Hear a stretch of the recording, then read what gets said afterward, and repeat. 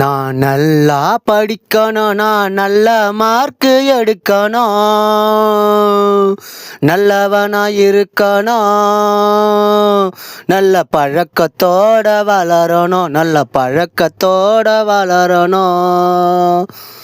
அப்பம்மா பேரு சொல்லும் பிள்ளையாக வாழணும். நான் சாதிக்கணும், சரித்திரம் படைக்கணும், சாதனைகளை உடைக்கணும், நான் நேர்மையானவனா இருக்கணும். இதெல்லாம் நடக்கணும், அதுக்கு உன் சக்தி வேணுமே, உன் பக்தி வேணுமே, உன் கருணை வேணுமே, உன் அன்பு வேணுமே. அருள் தருவாயா முருகா, அருள் தருவாயா.